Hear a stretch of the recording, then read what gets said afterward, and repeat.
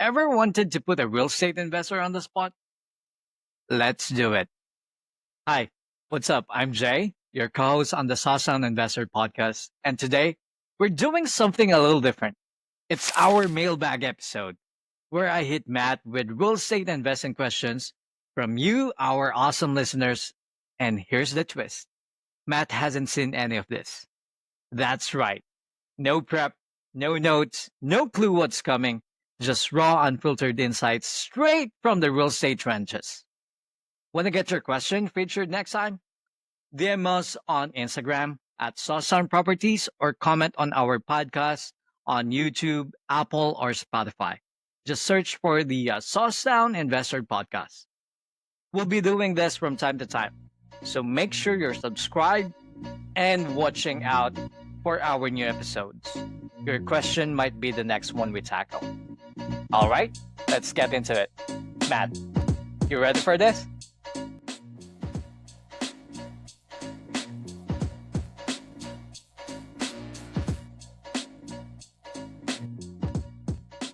I'll do my best, Jay. All right. But let's start with the easiest one, I think. So, first question. This was actually sent by one of our followers from Instagram. And I think when I saw this question, I think this is a common question by beginners in real estate investing. So the question is, how do I start real estate investing with little or no money? Great question. I'll give you two answers on that one. The first and easiest way to get started, this would be if you have a little bit of money. You don't need a ton. This would be if you have a little bit as opposed to zero, is I would go and get set up with a loan officer or a mortgage broker and go buy an owner occupy fourplex. Now, what that does is it allows you to you get up into 5+ units. You cannot use an owner occupy loan anymore.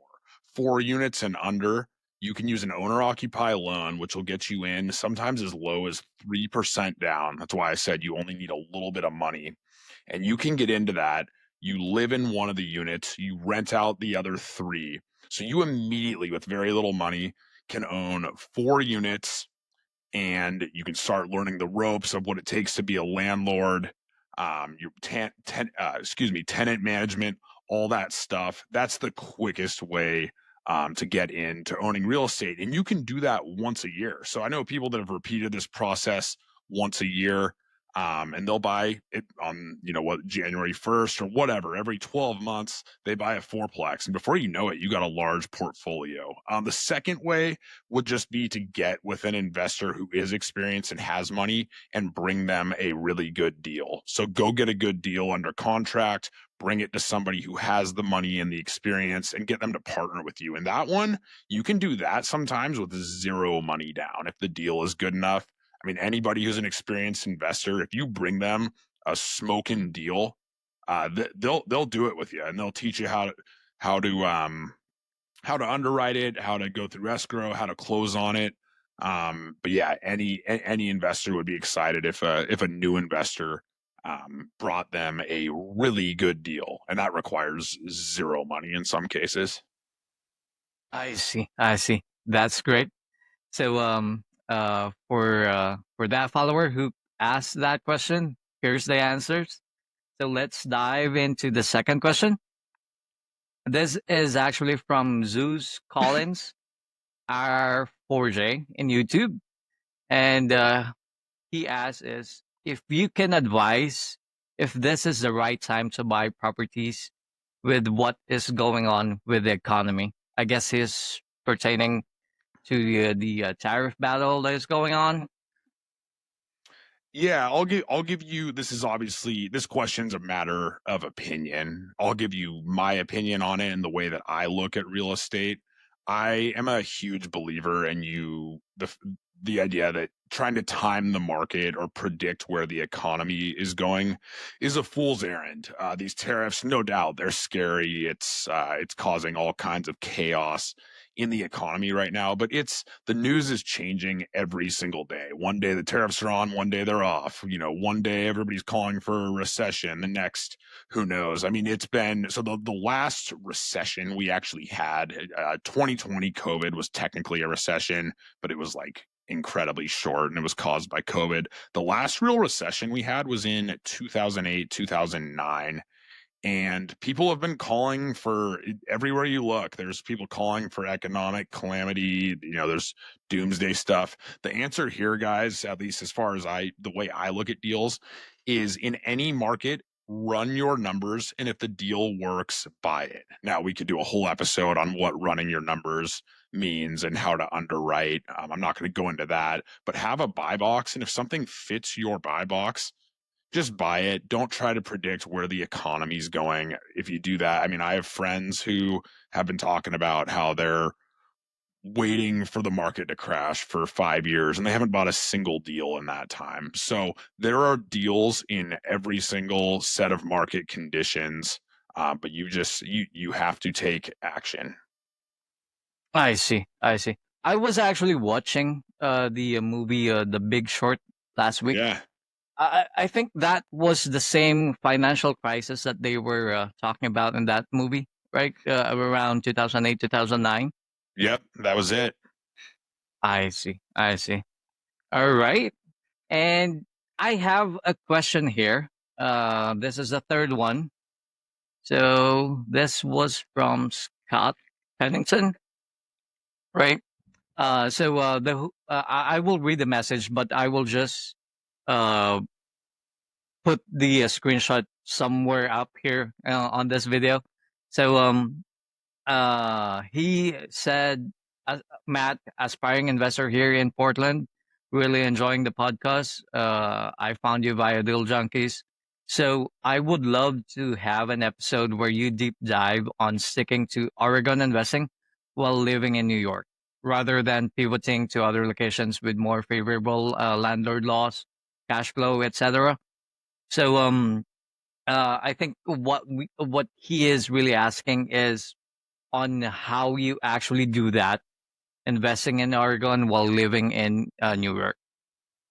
Yeah, so that's kind of a two-part question. I'll answer how I do it logistically, living in New York and investing in Oregon first, and then I'll explain a bit more about how you choose markets and where you want to invest your money. So I'm from Oregon. Obviously, I started building my portfolio in Oregon before I moved here, and so in the course of that process, I built up the network and the team. From my contractors to realtors to lenders, etc. in Oregon. And it's frankly not that hard if you build the right systems to manage your properties from, I'm 3,000 miles away. I could do it from China. I could do it from Tanzania. Like you can do this from anywhere if you have the right systems in place. So logistically, it's not that hard. You need to have a team around you to help you a little bit. That's Jay is here on this call, and then Angela as well. So you want to have a little bit of a team. You need to have people on the ground that you can trust. That's my contractors. And then, just use technology as well. I mean, with what I have a CRM that I use for my tenant management, or not a CRM, excuse, a tenant portal. It's called Buildium. I don't know if it's the best one or it works well for me. Use something like that and just build systems. What I say is so when you're starting out, you're probably going to be handling the property management all by yourself. Write everything down so that down the road, if you want to hire someone, you can pass that off to them. So what's an example of that? Okay, there's a toilet leaking at a rental house. What do you do when that happens? And literally write it down word for word. Okay, I call this plumbing company, then I contact the tenant, then I do write that down and create, we call them our playbooks. Like we have a property management playbook. And the idea is I can pass that to anybody and they can run the rental business and take it. And these days, I've taken it completely out of my hands. So whether I'm on the ground in Oregon or I'm in New York, it doesn't really matter, because I'm not physically driving out to the property and fixing toilets or sinks or drywall or whatever. So that's part one. As far as choosing a market to invest in, that's a matter of personal preference. If your goal is to generate as much cash flow as possible, you probably want to go to a cheaper market. What I've found is, and what a lot of people will tell you, coastal markets like Oregon, they may not cash flow a ton day one, but if you're looking to build long-term wealth through creating equity in the property and seeing rents go up over the course of time, those are the markets you want to invest in. So it's all about personal preference. If you want day one cash flow, yeah, Oregon's probably not the place for you. Um, but one thing to note, you know, and I've bought properties in the Midwest and stuff where it's cheaper. The cash flow numbers look better day one than they do in Oregon. But the thing is, rents don't appreciate in the same way that they do in Oregon or other kind of coastal markets where supply is constrained a little bit more, and that drives prices up. So your deal that you bought, I mean, I'll use mine. I bought one in Kansas City that looked amazing day one.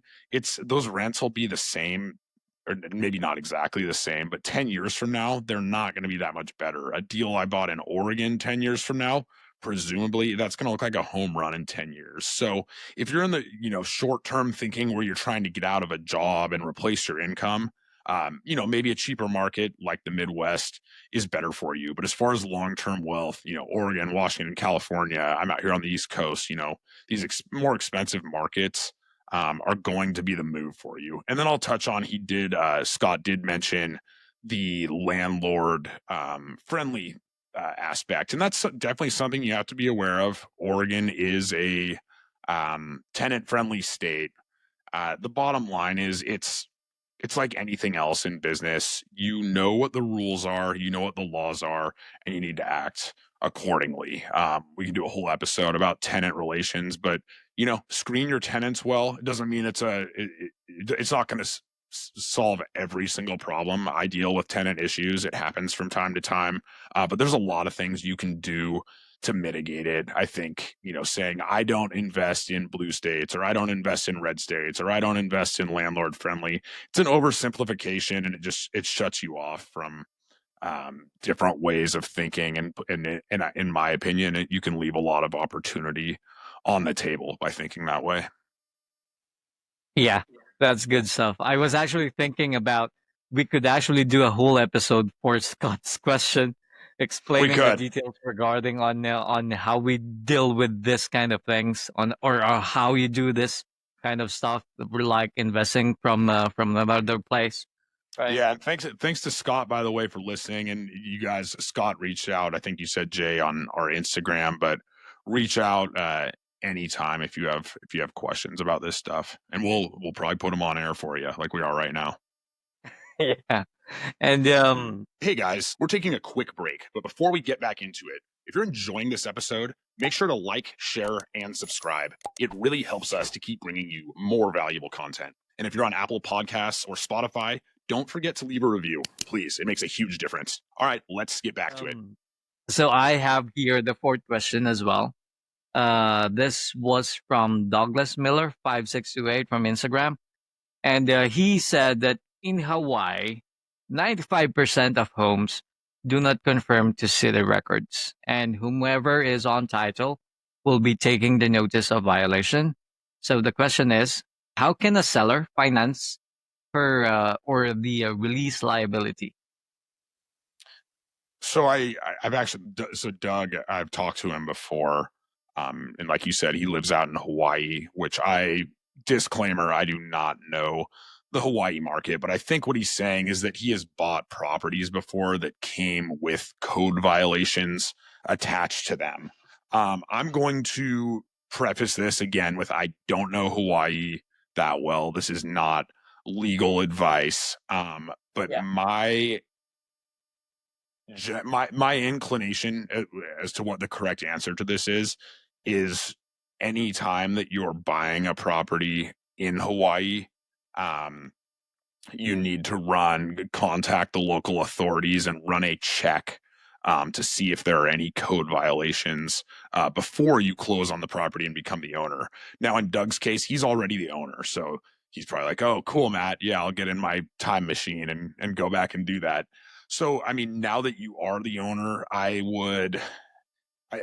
hate to give you a cop out answer, but I just think you need to talk to an attorney about this. I'm flat out not qualified to tell you how to get a code violation removed. I do think in Oregon, Yeah, I typically was about to ask that how we actually do things in Oregon then if we're not aware with what's going on with Hawaii. yeah, so in Oregon, typically if there's a violation, you find out about it ahead of time. So I had a property I bought in Albany, Oregon, and we before closing on it, there was some massive, massive city lien. I mean, this was like a squatter house. It was destroyed. And all that got negotiated prior to us closing on it. So I'm pretty sure in Oregon, the title company will be able before closing will be able to tell you if there's anything weird going on with code violations and things like that. But again, guys, just talk to an attorney on this stuff. Uh, right. And now, this is my last question. And actually, this is actually my personal question, inspired by a comment from Alex underscore the Lawson Love Real Estate on Instagram. Remember that reel we posted where you shared the story about one of your tenants staging a rat on your property to try and avoid paying rent? And by the way, I'll put a link above if you want to watch it, guys. But well, Alex also shared his own experience that one of his tenants staged needles on its property. So my question is, how would you actually suggest handling these types of situations? Yeah, I mean, step one with these is, I mean, we had that question earlier about tenant friendly, landlord friendly.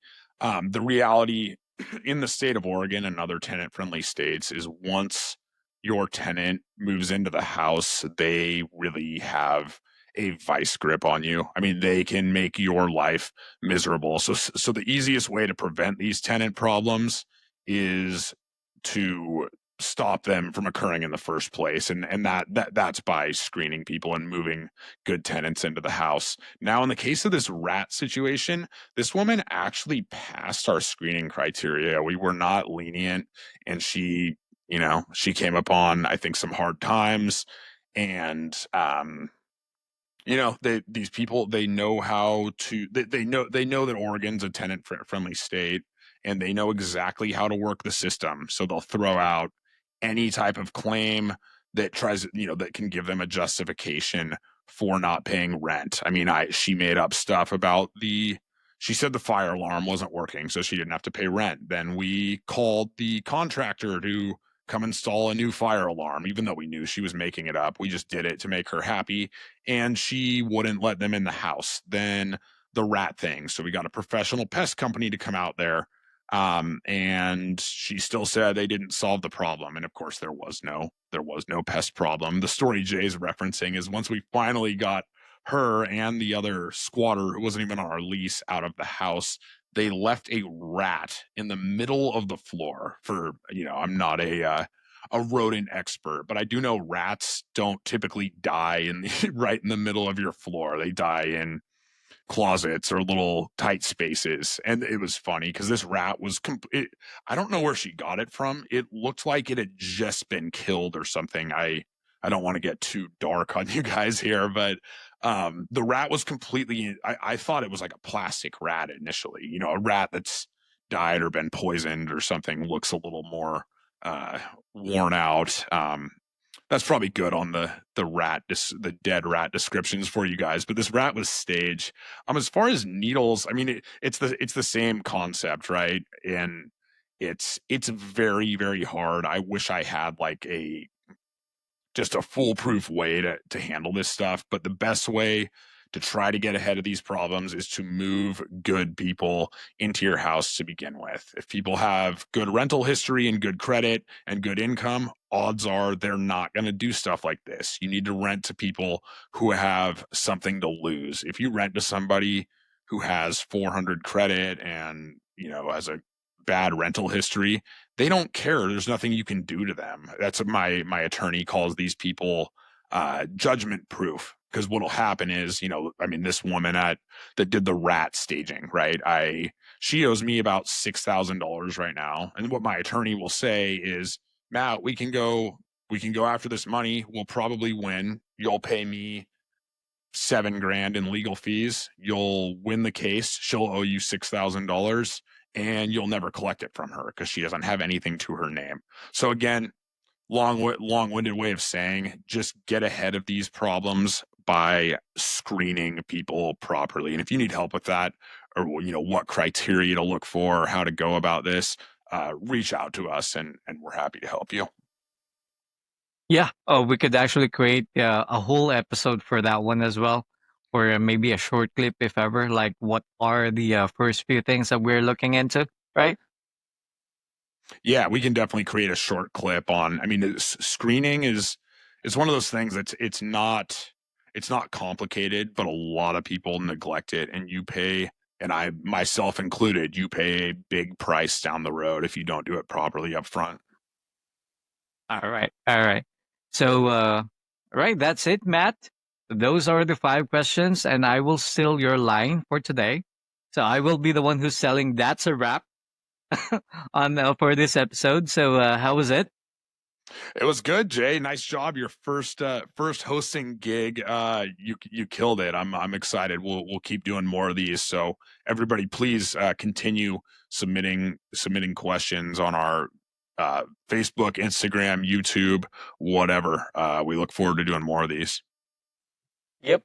So, guys, if you like this format, let us know. Hit that follow button, leave a review. And again, just like what Matt said, shoot us a DM with your questions, and we might feature you in the next one. That is a wrap for today's episode. Thanks for tuning in to the Saucetown Investor. If you got value from this, drop us a comment and let us know your thoughts. Did you have a big takeaway? Is there a topic you want to see us cover next time? Is there a guest you want to see interviewed? DMs are open. Business is at Saucetown Properties, and my personal, you can DM me personally, is at the real Matt Cox 4. We'd also like to ask you kindly to please like and subscribe. You can also follow along with the Saucetown Investor blog. That's mattcox444.substack.com. Thanks again, guys, and until next time, keep investing and stay saucy, Saucetown.